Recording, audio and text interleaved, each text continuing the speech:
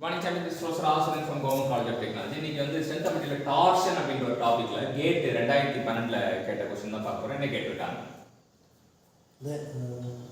A solid circular shaft need to be designed to transmit the torque வந்து 50 Newton meter with the allowable shear stress on the of a metal is 140 megapascal and assume factor safety 2 and the minimum allowable design diameter in mm. So இது சூப்பரான question. Design பண்ண சொல்றாங்க, நம்மள வந்து design பண்ண சொல்றாங்க. Solid circular shaft வந்து diameter எவ்வளோன்னு கேட்டிருக்காங்க. அது கேரி பண்ண வேண்டிய டார்க் வந்து 50 நியூட்டன் மீட்டர் அப்படின்றாங்க. ஸோ நம்ம வந்து எம்எம் வச்சுக்கலாம். 50 இன்ட்டு 50,000 நியூட்டன் எம்எம். ஏன்னா எம்எம்ல தான் டேரக்டாக இது பண்ண போகிறோம். அதனால் சரி, அலோவபிள் ஷியர் ஸ்ட்ரெஸ் கொடுத்துருக்காங்க. அலோவபிள் ஷியர் ஸ்ட்ரெஸ்னால் வந்து நம்ம வந்து நமக்கு 140 MPa கொடுத்துட்டாங்க. அதில் பிரச்சனை கிடையாது. ஆனால் அது மட்டும் கொடுத்தாங்கன்னா அதோட அதிகரித்து யூஸ் பண்ணுறோம். ஆனால் இப்போ ஃபேக்டர் ஆஃப் சேஃப்டின்னு ஒரு விஷயம் கொண்டு வந்திருக்காங்க. அப்போ ஃபேக்டர் ஆஃப் சேஃப்டினா நம்ம யூஸ் பண்ண வேண்டிய சிஎஸ்எஸ் வந்து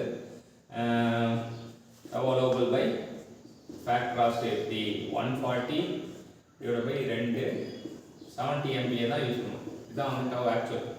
நம்ம அலோவபிள் எடுத்துக்கோங்க. டவ்வை வந்து டிசைன் ஸ்ட்ரெஸ் வந்து டவ் ஆக்சுவல் தான் இருக்கணும். இப்போ tau equal to 16t/5d cube அப்படின்னு வச்சிடலாம். இந்த டவுக்கு வந்து 70 நியூட்டன் பெர் எம்எம் ஸ்கொயர். MPaனாலும் நியூட்டன் பெர் எம்எம் ஸ்கொயர்னாலும் ஒன்று தான். 70 இப்போ 16. டி வந்து நம்ம 50,000/5. இப்போ டி கியூப் அப்படின்றது டி கியூப் வந்து இங்கே கொண்டு போயிட்டா 16 50,000/5 × 70. ஸோ ஒரு சைபர் அடிச்சிருவோம்.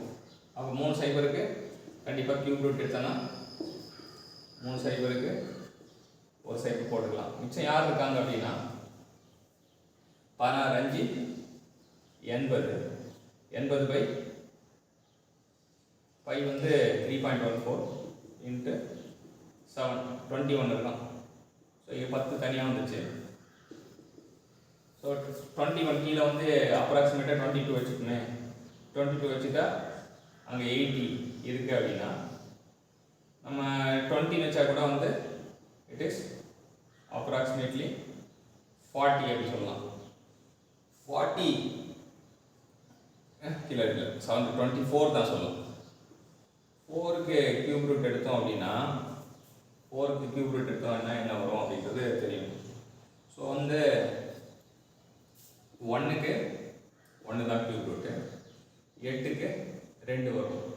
ஸோ 4க்கு கியூப் ரூட் வந்து எப்படின்னு பார்த்தீங்கன்னா இட் இஸ் நடுவில் இருக்கிறனால 1.5 எடுத்துக்கலாம்.